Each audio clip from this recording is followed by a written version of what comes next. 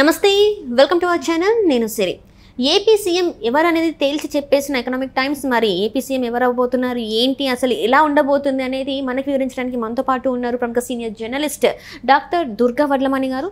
నమస్తే. నమస్తే మా. మనం ఇప్పుడు చూస్తున్నట్టయితే ఏపీలో అంటే ఎకనామిక్ టైమ్స్ అయితే తేల్చి చెప్పేసింది వీళ్ళు సీఎం అని చెప్పేసి. మీ అంచనా ప్రకారం అయితే మరి ఏపీలో కాబోయే సీఎం ఎవరు, ఏంటి అంటారు? అంటే ఇప్పుడు ఉన్న పరిస్థితులలో మరి ఎవరు అయ్యే ఛాన్సెస్ ఉందంటారు?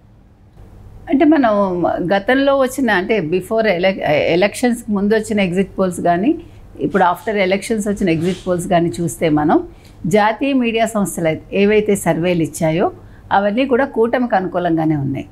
ముఖ్యంగా మీరు చెప్పే ఎకనామిక్ టైమ్స్కి సంబంధించిన పీపుల్స్ పల్స్ ఏదైతే ఉందో వాళ్ళు ఖచ్చితంగా ఫస్ట్ నుంచి ఒకే రకంగా ఇస్తూ వచ్చారు. నిన్న కూడా వాళ్ళు 111 నుంచి 135 వరకు వస్తాయి కూటమికి అని ఇచ్చారనమాట. వాళ్ళు లోక్సభ గురించి పెద్దగా చెప్పకపోయినా మిగతాది ఇప్పుడు టైమ్స్ నౌ వాళ్ళకి సంబంధించింది ఏదైతే ఉందో వాళ్ళు మాత్రం లోక్సభ సీట్లు 15 వరకు వైసీపీకి వస్తాయి, వీళ్ళకి తక్కువ వస్తాయి, 11 to 12 రావచ్చు అన్నట్టుగా ఇచ్చారు. కాబట్టి మనకి అది క్రాస్ ఓటింగ్ జరిగి ఉండొచ్చు, మనకి అది అలాంటివి మనం నమ్మటానికి లేదు. కాబట్టి ఇప్పుడు పీపుల్స్ పల్స్ ఏదైతే చెప్పిందో దాన్ని మనం కొంచెం ఖచ్చితమైన ఒక సర్వేగా మనం భావించడానికి అవకాశం ఉంది. ఎందుకంటే పీపుల్స్ పల్స్ లాంటివి వాళ్ళు శాంపిల్స్ కూడా చాలా ఎక్కువ శాతం తీసుకుంటాయి, వాళ్ళు ఒక నిబద్ధతతో పనిచేస్తారు. కాబట్టి గ్రాస్ రూట్ లెవెల్కి వెళ్ళి ప్రతి ఒక్కళ్ళకి కలిసి వాళ్ళ టీమ్స్ ఇవన్నీ సర్వే సేకరిస్తాయి అన్నమాట. అయితే ఎవరు సీఎం అవుతారు? కూటమి కనుక తప్పకుండా 111 వచ్చినా 135 వచ్చినా కూటమే విన్ అవుతుంది. అప్పుడు కూటమి తరఫున చంద్రబాబు నాయుడు గారే డెఫినెట్గా తెలుగుదేశం తరఫున ఆయన ముఖ్యమంత్రి అవుతారు ఆంధ్రప్రదేశ్కి, అందులో మనకేం సందేహం లేదు. కాకపోతే ఏంటంటే ఈ సర్వేలు చేస్తున్నవన్నీ నిజాలేనా, మనం ఈ సర్వేలను ఎలా తీసుకోవాలి? ఇప్పుడు చాలా జాతీయ మీడియా సంస్థలు లోక్సభ ఎక్కువ కూటమికే వస్తాయని కూడా ఇచ్చాయన్నమాట. సో ఎప్పుడైతే మనకి లోక్సభ సీట్లు ఎక్కువ వస్తాయో అప్పుడు మనం కేంద్రంలో వీళ్ళకి బార్గెనింగ్ పవర్ ఎక్కువ అవుతుంది. ఎవరికి? తెలుగుదేశం కూటమికి. బికాజ్ ఇప్పుడు మనకి 2 రకాలుగా వినిపిస్తుంది మోదీ గారి విషయంలో, అంటే బీజేపీ విషయంలో 250 నుంచి 265, 270 కంటే సీట్లు రావని కొన్ని సంస్థలు చెప్తున్నాయి.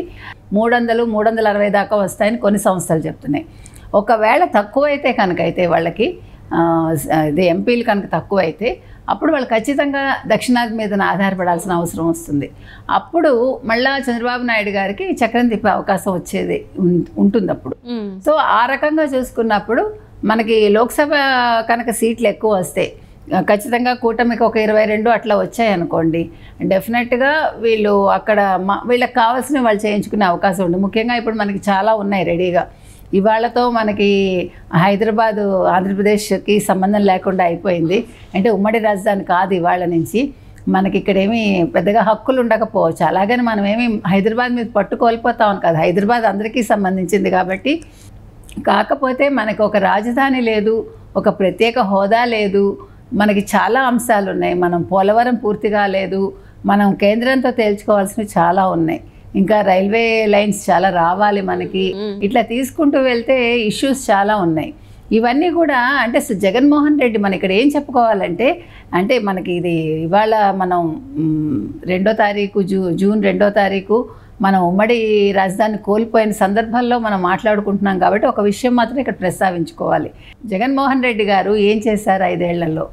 ఎందుకు ఆయన ఈ ఆస్తుల గురించి అంటే పంపకాల గురించి ఎందుకు ఆయన గట్టిగా చర్యలు తీసుకోలేదు?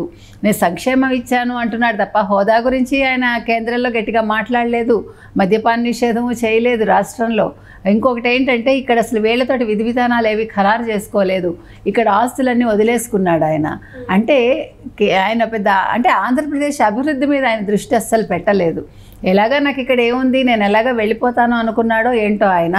అక్కడ కేంద్రంలో ఆయనకి అక్కడ అసలు మాట్లాడే అవకాశం లేదు ఆయనకి, ఎందుకంటే ఆయన కేసులు ఉన్నాయి కాబట్టి కేంద్రాన్ని ప్రశ్నించే అధికారం ఆయనకి లేదు. ఈవెన్ ల్యాండ్ టైటిలింగ్ యాక్ట్లో కూడా కేంద్రం చెప్పింది అని అంటాడు ఆయన. నీతి ఆయోగ్ చెప్పిన గైడ్లైన్స్ ప్రకారం చేశామంటాడు. నీతి ఆయోగ్ మేము చెప్పలేదు అని నీతి ఆయోగ్ అంది. కేంద్రం చెప్పింది, లేదంటే కేంద్రాన్ని మీరు అది లేకుండా చేయమనండి, బీజేపీని అడగండి అని అనగలిగాడు ఆయన. అంటే కేంద్రంతో ఆయన గొడవలు పెట్టుకునే స్థాయిలో లేడు ఆయన. దీనివల్ల మొత్తం ఆంధ్రప్రదేశ్కే నష్టం జరిగింది. ఒక వ్యక్తి స్వలాభం కోసం, స్వార్థం కోసం మొత్తం ఒక రాష్ట్రం అంతా కూడా చాలా నష్టపోయిందని మనం చెప్పుకోవాలి ఈ సందర్భంగా. ఇకపోతే ఈ సర్వేల విషయానికి వస్తే ఏది ఏమైనా కూడా జగన్మోహన్ రెడ్డి గారు ఇంటికి వెళ్ళటం ఖాయమని సర్వేలు చెప్తున్నాయి. మంత్రులు కూడా చాలామంది పట్టు కోల్పోయారు. అంటే వాళ్ళ నియోజకవర్గాల్లో పట్టు లేదు. మనం ఇందాక చెప్పుకున్నట్టుగా ఎమ్మెల్యేలు నియోజకవర్గాల్లో పర్యటించిందేది, అసలు వాళ్ళ ప్రజలతోటి మమేకమైంది ఎక్కడుంది, వాళ్ళు అసలు వాళ్ళకి కావాల్సినవి ఏంటి అని తెలుసుకున్నారా? ఎంతసేపు నెల నెల వాళ్ళకి అమ్మఒడి ఇచ్చేస్తున్నాము, ఉచితంగా అవి ఇస్తున్నాం ఇవి ఇస్తున్నాం అంటున్నారు తప్ప అసలు స్థానికంగా ఉండే సమస్యల మీద ఎవరూ దృష్టి పెట్టలేదు. ఈరోజు ఒక ఎమ్మెల్యే ఓడిపోయాడంటే వాళ్ళకి ఎంతంటే అసలు మీరు చూశారు, ప్రభుత్వ ఉద్యోగులు పోస్టల్ బ్యాలెట్ ఓటు వేయడానికి వెళ్ళినప్పుడు ఒక మంత్రి వెళ్ళి అక్కడ దెబ్బలాడాడు. మీరు ముందు బయటికి వెళ్ళి మాట్లాడండి అన్నారు ప్రభుత్వ ఉద్యోగులు. అంటే వాళ్ళు ఎంత అహంకారం తలకెక్కించుకున్నారు మంత్రులు, వైసీపీ ఎమ్మెల్యేలు అందరూ కూడా జగన్మోహన్ రెడ్డి ముఖ్యమంత్రిగా ఉండగా. సో వాళ్ళకి అంటే స్థానిక ప్రజల మీద కానీ స్థానిక సమస్యల మీద కానీ వాళ్ళకి ఎటువంటి అవగాహన లేదు. అది చెయ్యాలి అన్న ఒక ఆలోచన కూడా లేకుండా వాళ్ళు ఉన్నారు అనేది మనకి విశదమవుతోంది. దీనివల్ల ఏమవుతుందంటే డెఫినెట్గా ప్రజలు ఎవరైతే మనకి చేస్తారు అనుకుంటారో వాళ్ళకి ఓటు వేస్తారు. ఆ రకంగా చూసుకుంటే కూటమి గెలుపు అనేది నల్లేరు మీద నడక అయ్యే అవకాశం ఉంది మనకి. అంటే ఇప్పటివరకు చూసుకున్నట్టయితే చాలా సర్వేలు ఇప్పుడు మనం మాట్లాడుకున్నాం. సో ఇప్పటివరకు మనం చూసుకున్నట్టే చాలా సర్వేలు మనం మాట్లాడుకున్నాం ఏంటంటే కొన్ని సర్వేలు ఏమో ఒక పార్టీకి అనుకూలంగా చెప్తున్నాయి, కొన్ని సర్వేలు ఏమో ఒక పార్టీకి సపోర్ట్గా చేస్తున్నాయి, అంటే వ్యతిరేకంగా చేస్తున్నాయి. సో ఇప్పుడు ఈ టైంలో మరి ఎవరైతే ఏపీకి ముఖ్యమంత్రి అయితే బాగుంటుంది అంటారు? అది మనం ఎట్లా చెప్తాం, ప్రజలు నిర్ణయించుంటారు. అది మీరు నేను డిసైడ్ చేసేది కాదు. ముఖ్యమంత్రి ఎవరు కావాలి అనేది ప్రజల చేతుల్లో ఉంది. ప్రజలు ఓటేసి ఒక పార్టీకి అధికారం ఇస్తే ఆ పార్టీ వాళ్ళు డిసైడ్ చేసుకుంటారు ఎమ్మెల్యేలు. కాకపోతే ఇప్పుడు కూటమిలో ఆల్రెడీ వాళ్ళు చంద్రబాబు నాయుడుని అనుకున్నారు కాబట్టి ఖచ్చితంగా కూటమి వస్తే చంద్రబాబు నాయుడు గారు ముఖ్యమంత్రి అవుతారు. అది ఎమ్మెల్యేల అభిష్టం, ప్రజల అభిష్టం. అందులో మీరు నేను నిర్ణయించేది ఏది ఉండదు. అంటే రాష్ట్ర అభివృద్ధి కోసం అంటే ఇప్పటివరకు చాలా మంది అభిప్రాయం ఏంటంటే రాష్ట్రంలో అభివృద్ధి జరగలేదని చెప్పేసి, అంటే జగన్మోహన్ రెడ్డి గారి పాలనలో మరి మార్పు చెందే అవకాశం ఉందంటారా లేదంటారా? అంటే ఖచ్చితంగా వస్తుందండి. ఇప్పుడు ఒకసారి చంద్రబాబు నాయుడు గారు ముఖ్యమంత్రి అయితే ఆయన చెప్పినవన్నీ కూడా వాగ్దానాలు ఆయన నెరవేర్చాల్సిన బాధ్యత ఆయన మీద ఉంటుంది. ప్రజలు ఎదురు చూస్తారు కదా, ఆయన ఈ టర్మ్ సక్రమంగా ముగిస్తేనే కదా నెక్స్ట్ టర్మ్ గురించి ఆలోచించగలరు.